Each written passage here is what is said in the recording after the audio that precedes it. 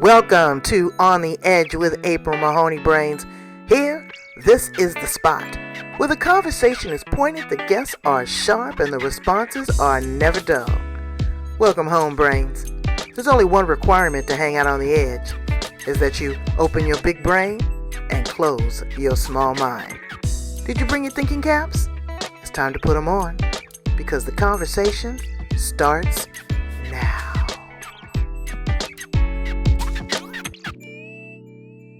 Brains, how are you today? I hope you're doing well. You will be if you're not after talking to our guest, Julie Scott. You're here at the place, my place, where the conversation is pointed, the guests are sharp, and the responses are never dull. Julie is really a special kind of lady because it's not to overthink it, it's to simplify it, it's to normalize it, it's to make you feel comfortable in the skin that you're in by mindfulness, by meditation, by bringing yourself back to who you are, the essence of who you're meant to be. So many of us get lost in the convolution of the world, the disarray, the distraction. We forget who we are. And as mothers, as wives, as women, as friends, as daughters, caregivers, we overextend ourselves. So, what we want to do is we want to believe that you can and that you are halfway there.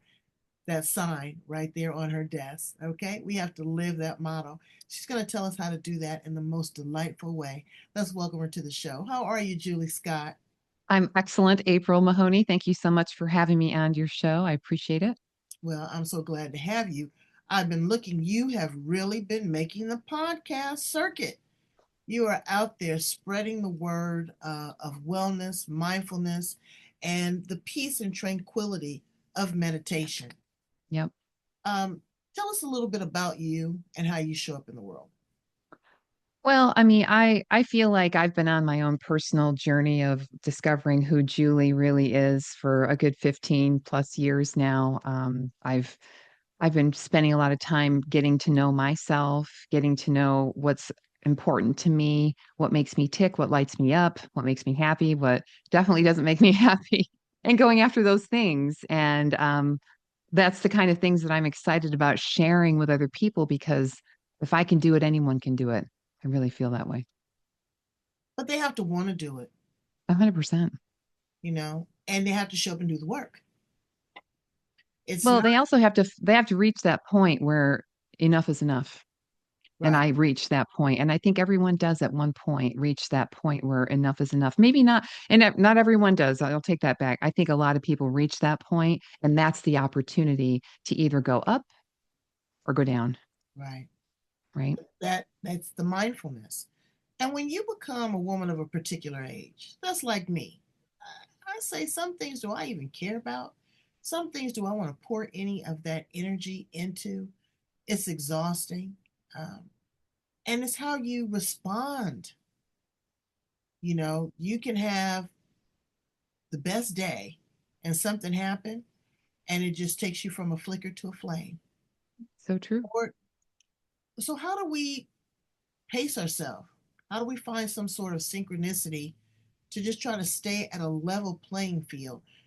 Because life is like this. And, all the outside noise and the influences, it's keeping us distracted. How do we stay, conscious and Well, and I can't say that it's 100% something you can master, being able to, smooth out those ups and downs of life. I think we need the duality of the good and bad to recognize when things are good versus when things are right? bad. That makes sense. But I think that the difference I think that is possible is that you don't have to really suffer through it all. I mean, you can and maybe shorten the times of the dips, maybe smooth it out a little bit and recognize when you're going down that pit of despair. I think being a recovering people pleaser myself, Mm, and I know a lot of women are people pleasers just like me, the doormats that don't ask for what they want. They just kind of go along because that's what they've always done. They're the easygoing one. right. But inside, they're angry and bitter and resentful.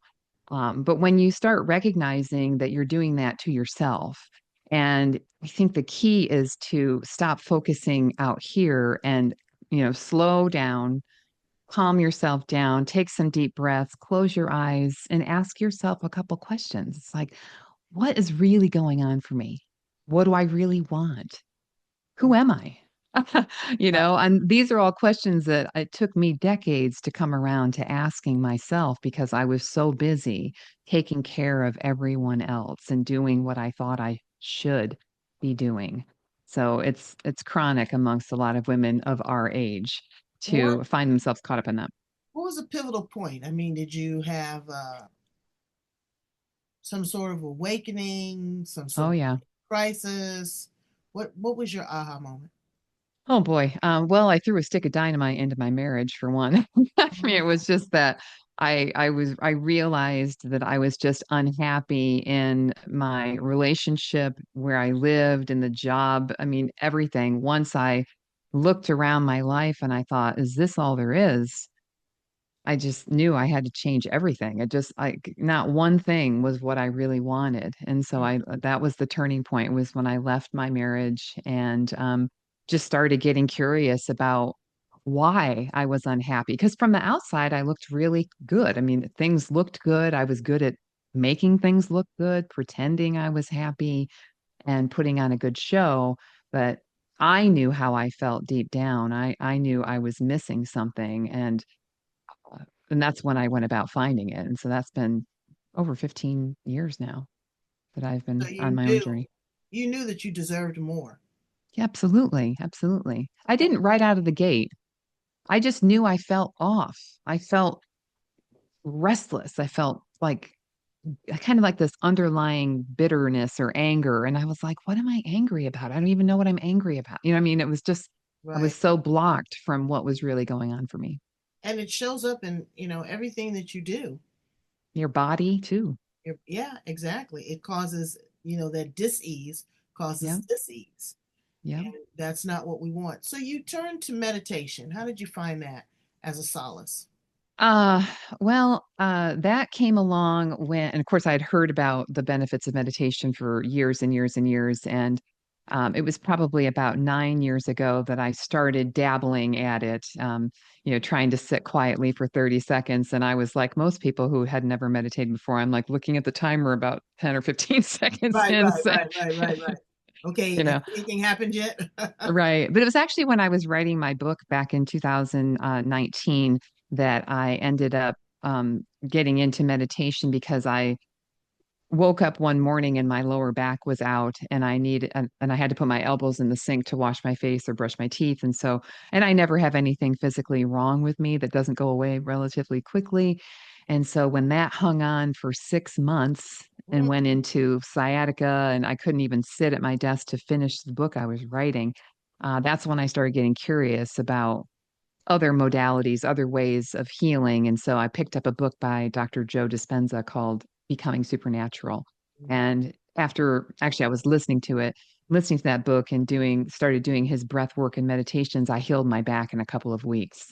So, It's amazing. well, yeah. And I mean, that this is just, I've said this many times, but it's like when you have a lived experience like that, you can't unknow it. It's like, it happened, and it happened to me, and nobody can say it didn't happen to me because it did. And that set me off into a whole new area of research of how our bodies work, how our brains work, how scientifically we can change, how meditation helps the parasympathetic nervous system kick into gear. I mean, all these things that I was just didn't know anything about, and so that's kind of how I got into it. It was back, I guess it's been about 6 years now that I've been heavily into it. Yeah, I know. I wake up between 3 and 5 in the morning every day.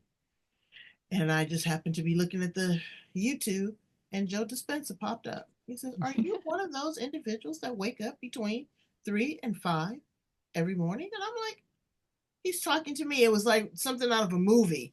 He just came through the computer screen. But it made such common sense, which Mm, isn't very common anymore.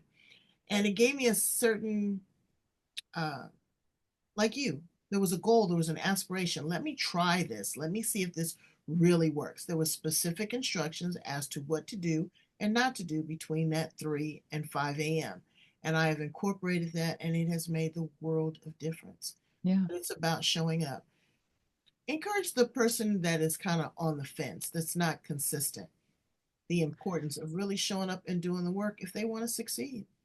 Well, I was kind of on again, off again, even from that experience. I meditated for a while and then I kind of fell off the boat and then it kind of got back on. And I just started noticing, and I keep I write in journals quite often. And I was going back through my journals and I noticed that the days that I had meditated were my better days. Things tended to work out better. I was more peaceful throughout the day. Things turned out for me. And so it was November 11th of 2021 that I put a line in the sand. And I'm like, that's it. I'm meditating every day for the rest of my life. That's it. I'm doing it. Mm, And so, with the exception of maybe a week or so of travel days with the vacations since 2021, I have meditated every day since then. And I can say with all certainty that it has literally changed my life in every area: health, relationships, wealth, the way I see myself, the way I see others. I'm more compassionate, more loving, more forgiving of myself. And so, therefore, I can be that to others. And I really believe that that's what this world needs more of, is people who are able to love, accept, and forgive themselves so that they can give those things to other people, because you really can't until you've given it to yourself first. So I'm really on a mission to, you know, wake people up to all that they have within themselves and that they can actually change their little corner of the world, because it changes your energy. It changes how you show up in life. Um, and that's how we can heal this planet if we yeah. just Your go within. frequency, I mean, it's really, yeah, your I hate to frequency, sound how so you simple. resonate, how you penetrate, the Yes. influence that you have on others. Yeah. You're more thoughtful. You think before Yes. you speak. 100%. You take that time to pause. But meditation is a big $25 word. Couple things. Number one, people think that you have to sit in a certain position, that you have to do the om, that you have to listen to a certain music, that you're going to go into this transcendental state. Tell them a little bit about meditation, basic meditation. Absolutely. Well, I mean, if you ever driven on the freeway and missed your exit because you're listening to a podcast, April Mahoney's podcast, Plug, plug. you were already in a meditative state, right? So there's so many different ways to be in a meditative state. My early days of dabbling with meditation was doing yoga. Anytime you're super focused on anything, that is a form of meditation. And people say, I can't stop thinking. It's like, of course you can't stop thinking. That's not the point.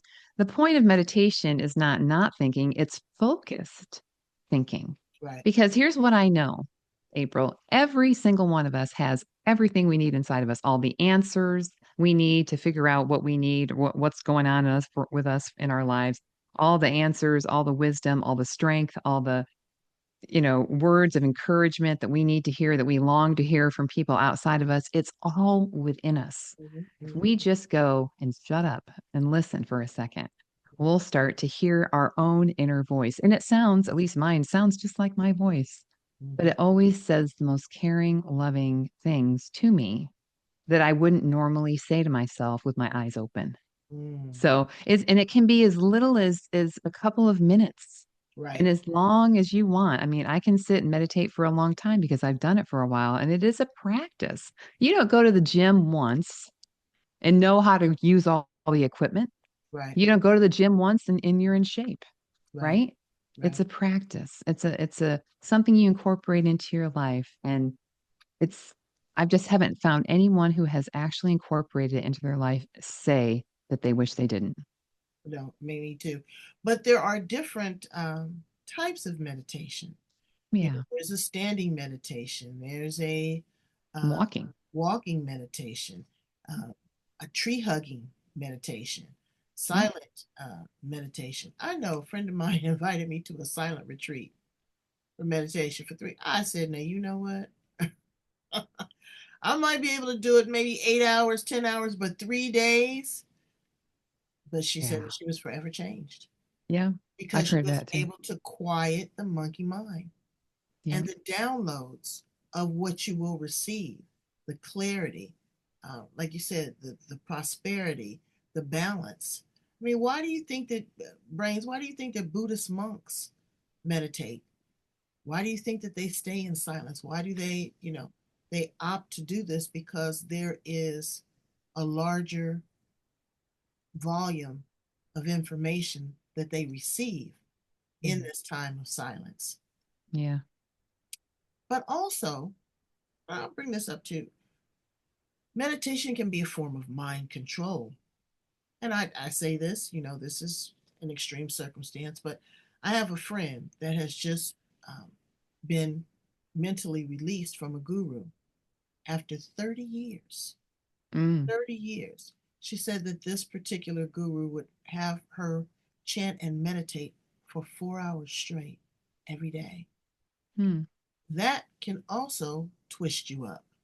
There are Mm. certain, you know, cults or religious sects or individuals that can use this as a manipulative form. How do we? Yeah, I know. Yeah, I have a thought on this, but go ahead. Okay, well, interject right now. Give me the thought. Why is that? Yeah, I mean, it's see, the thing is that we don't realize how powerful our own minds are. Brains, Right, you have a powerful mind, okay? And the power of belief is part of that power.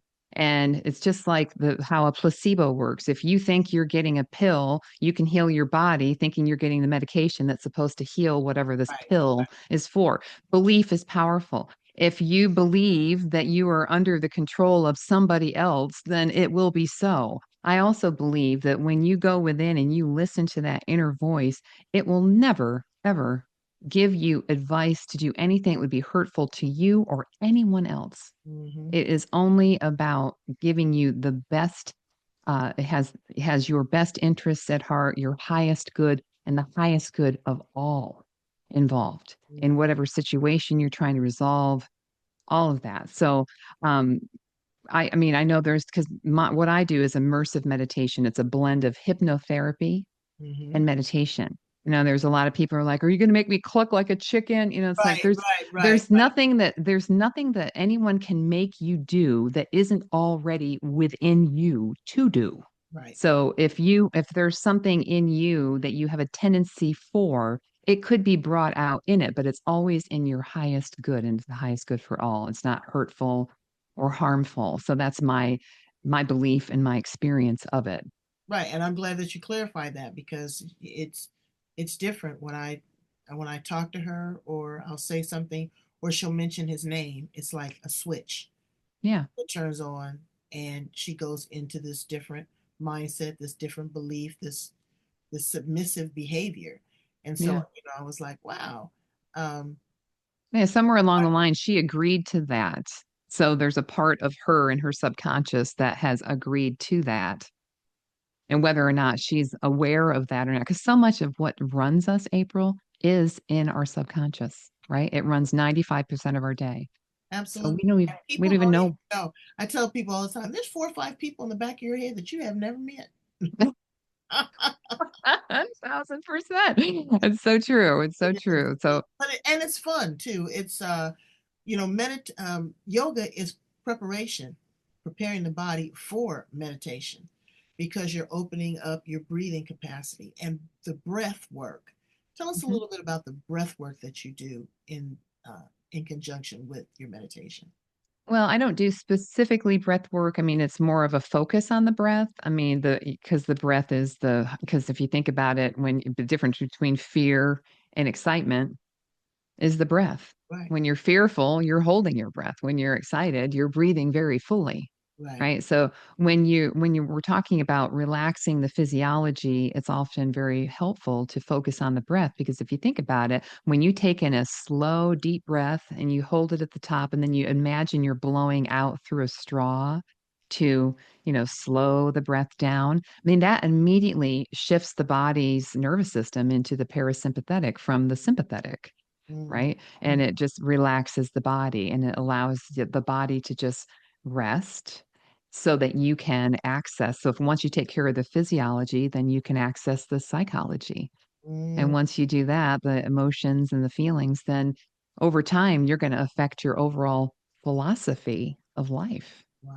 right? Your behavior and how you show up. So the breath just is an access point. It's a way to, a place to focus on whether you're feeling the breath coming in and out of your nose, the coolness as it enters, the warmth as it leaves, Right. right? Or just the rise and fall or the movement of your body as you breathe. Again, it's just something to focus your thinking on so that you can relax. And then you can access a lot of your truth and your clarity, which is the whole point behind what I'm doing is help bring people within get to that wisdom that they've got inside of them, get their answers, their truth, their clarity, so they can do whatever they want in their lives. Have, be, do whatever they want. That's beautiful. And brains, you have to understand that the very first gift was your breath when you came Yes. out of the womb. That's the Yeah. first thing they wanted to make sure. And that is the very last gift that you will receive because how many times have you heard them say, and she's taking her last breath? Right. And Very so true. what you do in the middle of that makes all the difference. Yep. And to be conscious of it and to be grateful. How many people are not able to breathe on their own? Oh, yeah. Again, or how many people are not aware or they're so anxious and excited. What do you say to a person that might be experiencing anxiety and Yeah. stress? Yeah. I mean, a lot of people, in fact, walk around in a low level state of anxiety because, let's face it, we have a lot of information coming at us all the time, whether it's social media, 24/7 news, buzzes, bings on your phone, you name it. We're just constantly in that reactive state. If you're suffering from anxiety and that's something that you've had for a while, it's that I think any kind of a meditation or mindfulness practice, whether it be breath work, yoga, uh, meditation, those are all going to help you to break that habit of being and feeling the anxiety because it's really just a chemical that you're feeling in your body, right? Every emotion we feel is a chemical in our body, right? So I think the very first step is to pay attention to what you say. And this is something that you and I talked about, April, when we first met. Pay attention to what you say. When you say, I am anxious, you're identifying with the anxiety. Right. You are feeling anxious. Absolutely. I am feeling anxious. That gives you a layer between the anxiety and yourself because you do have the ability to change your state. Mm, And if you stop identifying with the emotion, I am depressed, I am feeling depressed, right. it allows you to take a step back and recognize that you're actually a consciousness inside of this body and you have control over it. You just have to focus on your breath, calm the body down. If you get the physiology under control, then you can address the underlying issues that are making you feel anxious. So the first step is to, I think, step back from it. Well, there's a couple other wonderful things that you do in your life. You sing and you travel. Tell us a I little bit do. about that. Yeah, I love singing. I have loved to sing since I was a little kid, and I sing in a cappella chorus out here in the Coachella Valley where I live. So it's called Coachella A Cappella. So if anyone's listening in the Coachella Valley and you'd like to check us out, please do. I'd love to invite more women to join us. And I also am part of a quartet out of the same group. So we're party of four. So we do little gigs around town for whatever, Valentine's Day. Mm, We'll sing the national anthem at a baseball game or we do all kinds of things. So you have a beautiful voice and you thank love to you. travel. What are some of your I do. favorite places to travel? Oh boy, we just went to Australia this last December and we spent almost a whole month there and it was the dream, just a dream trip for me and I absolutely love Australia. I could absolutely live there. The people are wonderful. It's so beautiful and the beaches on the east coast of Australia, you'd be hard pressed to find a prettier place than right there. So I know. What is your superpower, Julie? I think my superpower is I love people.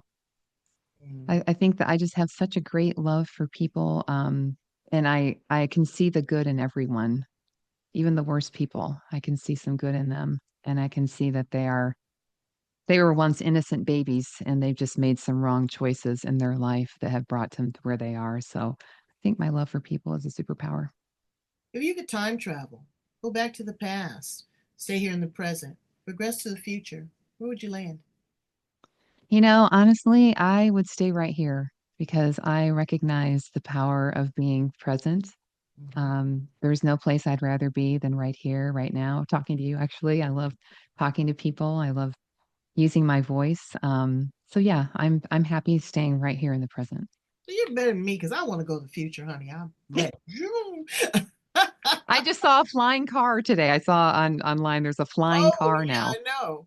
I know. Crazy. It's Jetsons. yes, too much. If your mind can conceive it, you can achieve it. That's for 100%. sure. If you were an appliance in the kitchen of all places, what appliance would you be? What would I be? I think I'd be the toaster. Really? Yeah, Why? one of my favorite things because it makes everything crunchy and warm, so you can put butter all over it. How's Oh, that hurting? that's good. That's good. I choose today. I'd probably be the air fryer.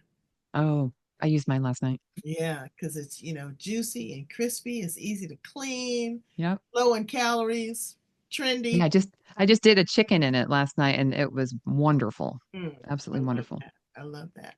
What is your one of your favorite genres of music? I love what is it called? I like the 90s music. I like the 90s dance music. That's always been my favorite of all time, the 90s dance music. And I also love Avalon, that Roxy music. That's probably my Mm. favorite. Music is so disappointing to me now. Me and my husband were, going through the Sirius radios, and there's no lyrical content. No one's I playing an know. instrument anymore. It used to be a lot to craft a song. It told a story. It, Yes. there's songs that are timeless that Yep. you'll hear them and it'll take you back to where you were at that particular time. Do you write music at all, or do you write No. lyrics or any of that? Well, I could No. see you doing that. I could really see you doing that, doing a really great job at it. If you were a flower, how about that, Mhm. in the garden? What flower would you be? I think I'd be an orchid. I love orchids. They're some of my favorite flowers.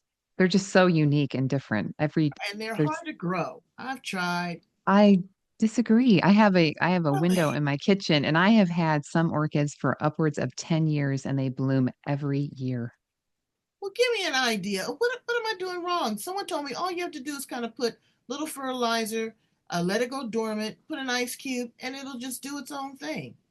I give it just like a couple tablespoons of water every week or 7 to 10 days. And as long as you have more than one, you have to have more than one because I think they do the fertilization of each other and they just sit in wood chips, so they're Right. originally growing on the outside of a tree trunk, so they just sit in wood chips. So I've never fertilized. I just put a little bit of water and I make sure I have more than one because they work off of each other, and when one blooms the other one blooms. But now I've got, because people give them to me for gifts, I've got like 17 of them or something crazy. Wow. Okay, well, I'm going to put them together, uh, much like putting people together. Yeah, and also not direct light, but indirect light. Because I have like a box window that sticks out from my kitchen, but there's also a roof over it, so it's not getting direct light, but it has indirect light, and that seems to work the best. You could have a conversation with a 25-year-old Julie Scott. What would you say to her? Oh, I would say to her, you are such a beautiful, smart woman, and you just don't know what you don't know. So just be patient with yourself. Love on yourself right now because you're wonderful just as you are. You're enough right now, That's for beautiful. sure. And in closing, your legacy. How do you want to be remembered? Oh, I would love to be remembered as a person who spread joy and peace to the people that she ran across, that she shared her life with or her energy with, meeting other people. Yeah, it's joy and peace is like what I would love to have people say I've shared with them. Well, you have shared that with us. Oh, Please tell us a little bit about your coaching program. sure. I have a wonderful program. It's a 10-week long program called Coming Home, because home is here in your heart. And it's a process-driven program that I guide you through. So it's something, there's a topic for each week, and it's really the most successful program I've ever run to introduce people to how meditation can change their lives. And so that's the program that I would love to share with as many people as possible. Well, give us the information on how to get in contact with you and how people can work with you. Absolutely. My website is itsaboutttimebaby.com. And actually, one of the better ways to get a hold of me is through my Facebook group. It's called Women Over 50. It's time to come home to yourself. So you can find my Facebook group, and that will get you in my circle. And you can also start benefiting from all the free things that I share in that group on the regular trainings, challenges, and meditations. So. And do you post where you're going to be having your next gig? So in case they're in the Coachella Valley, they can come and listen to you. Well, our big gig is usually our show in the spring, and we just had that on April 1st, so it's in the rear view mirror. But we will be doing one next spring as well. We do have some winter or holiday events. We'll be on El Paseo. We'll be on, but we haven't got those dates firmed up yet. It's a little too early, but All right. Well, we'll be keeping a lookout. Brains, go in and quiet your monkey mind. How about that? yes, Just sit there in silence. Sometimes I just get out of the shower and I have a nice little cushy chair. I just sit there. The warm water, my body's relaxed, there's a mm, steam, there's just no pressure. I'm just trying to decompress. And basically that's what meditation is giving you the opportunity to catch your breath, decompress, resonate, and then wonderful things will manifest in the long yes. term. Thank you so much, Julie Scott, for being here on the edge with us. We value, we love you. Namaste. Thank you, April. Pleasure being here.